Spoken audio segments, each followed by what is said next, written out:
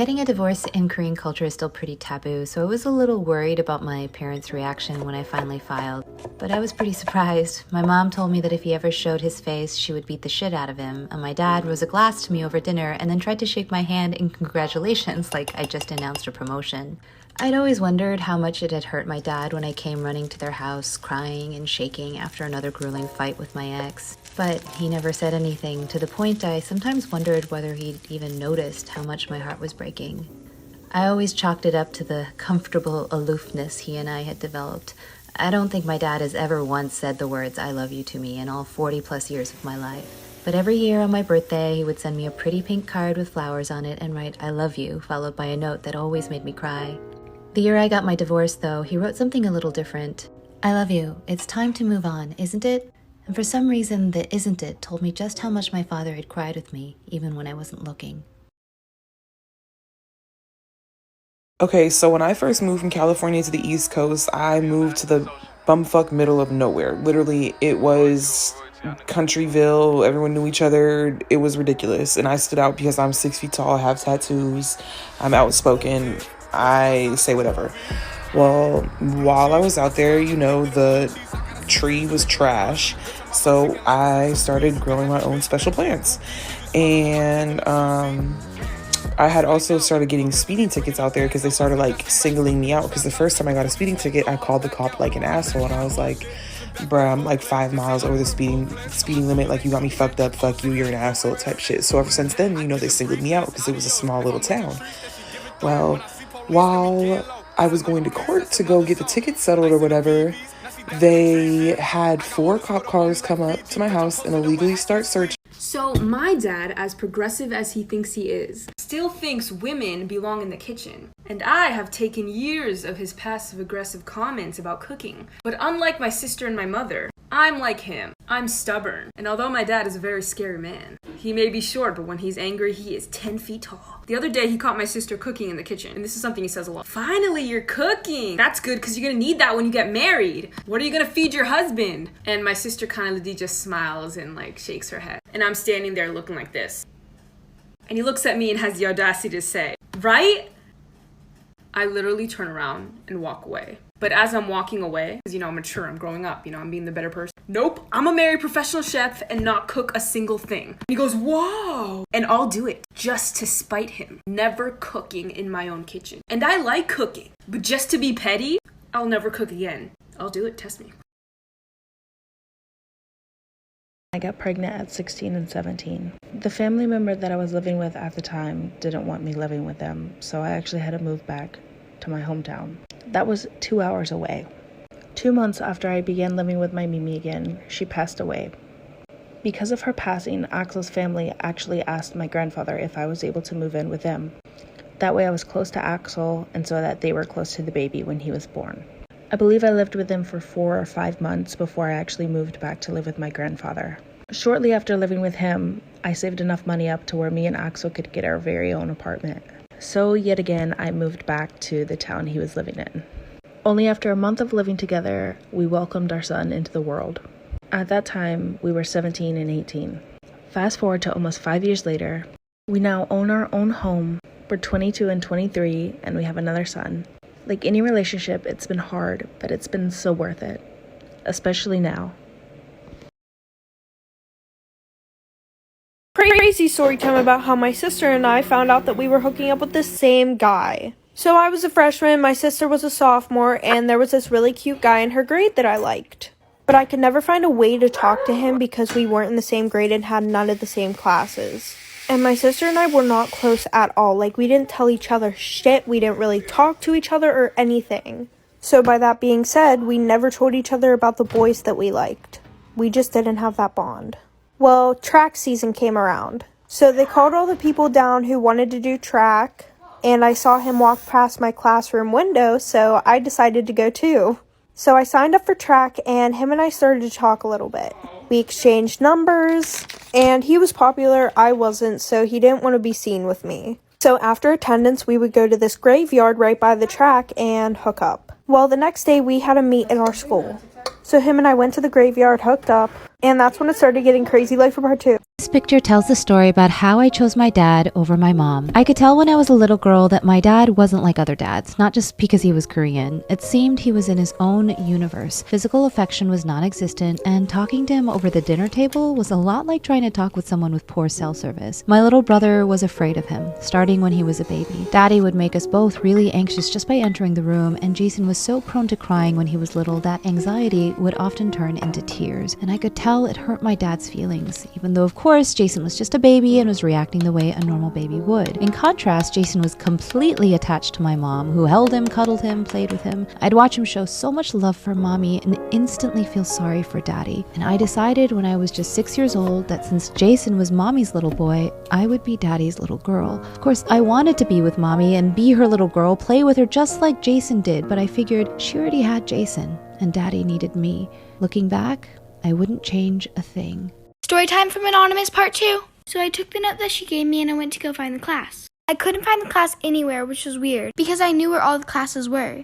So I went back to the cafeteria to tell my teacher that I didn't know where the class was. And when I got there, everybody was gone. It was empty and I couldn't find anybody. After lunch, I normally go to recess, so I went outside to see if they were out there. Still, nobody, not even the older kids. Like for Part 3.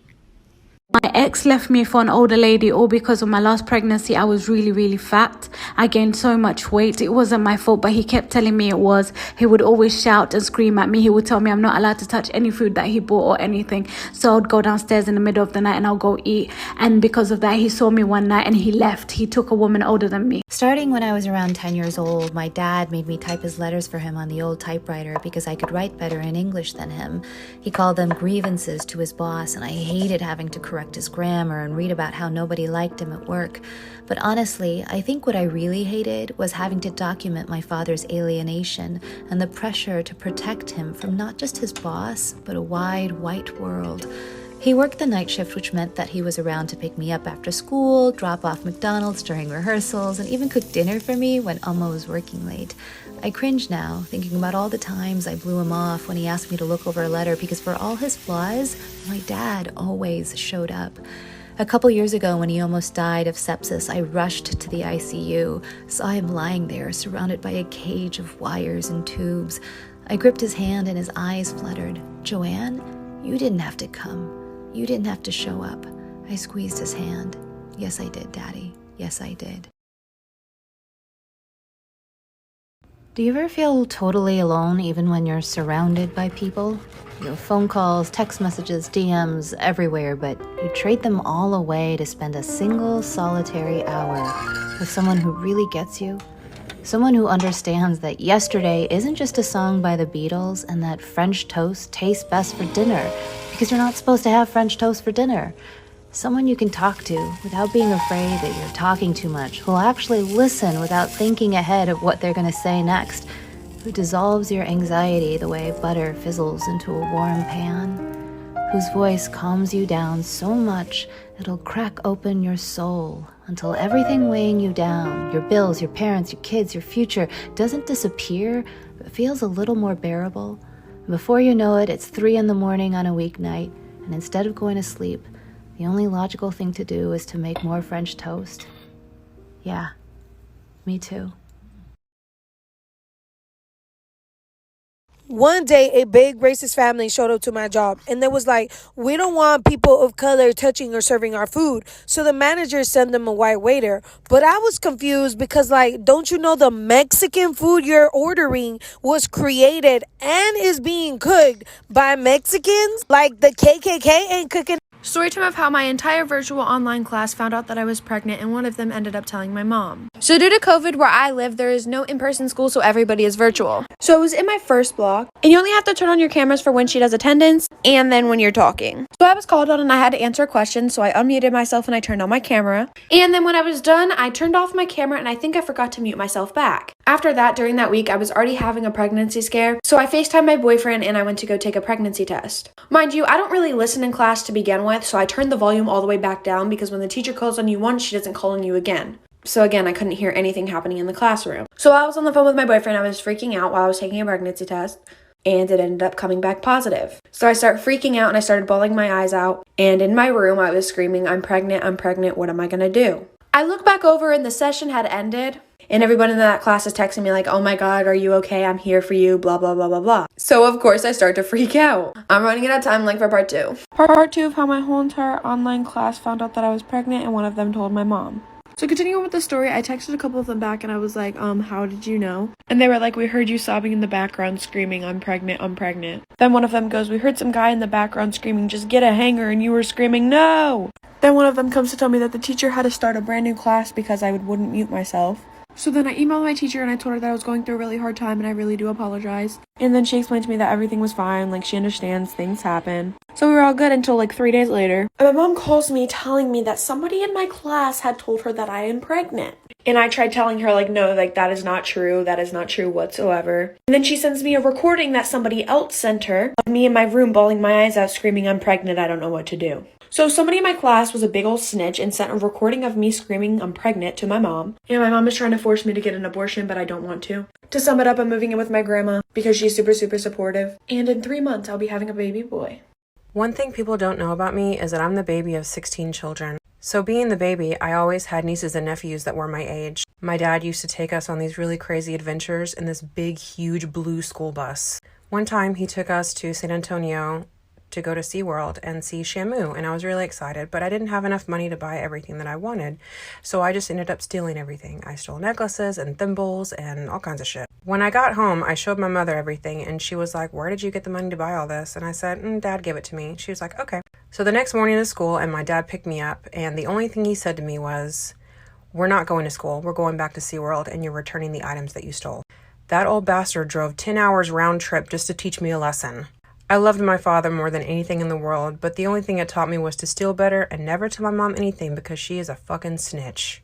And then later in life, I participated in armed robbery. Who knew? Here's a little story time while I measure cookie dough. So a couple of years ago, I was in Phoenix, Arizona for Phoenix Comic-Con, and for those of you who don't know, the temperatures in Phoenix can get to be like hell on earth status. You can literally cook an egg on the sidewalk.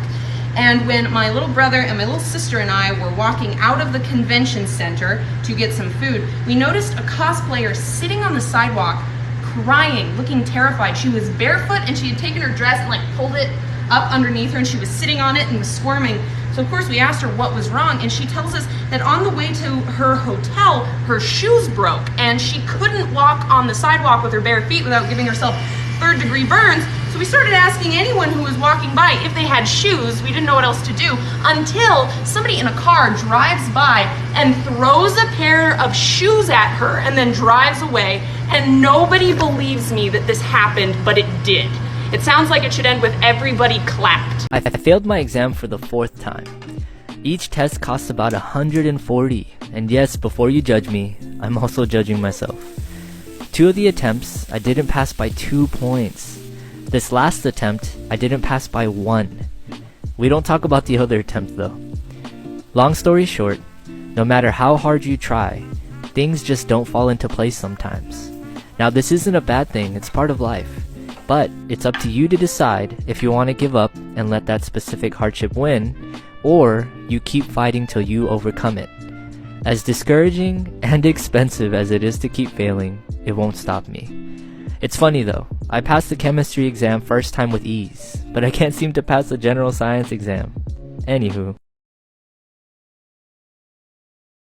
Part 2 about why my mom kicked me out when I was 16. So like I said, the guy was being super flirty with me, inviting me to the movies when my mom wasn't home and all that stuff. Well, then it led to more than just that. By the way, this guy did not have a job, so he was home with me 24/7. And I was doing online school. So we were in the house by ourselves, 12 hours a day, 5 days a week. Anyways, like I said, it led to more, and we started doing the nasty and stuff. Ew, just, yeah. Well, the one day after we got done doing the nasty in my mom's room, we had fell asleep. And yes, we did not have clothes on. Well, at 2 in the morning, I hear someone pounding on the bedroom door, and my mom worked night shifts. So we get up, he hurries up and gets dressed and tells me to hide under the bed. And he opens the door and it's my mom's sister. My sister literally lived in the apartment next door. And she was like, oh yeah, neither of you were answering the phone, so she wanted me to check on you guys. Like, where's Elena? And I'm still under the bed naked, like for part 3.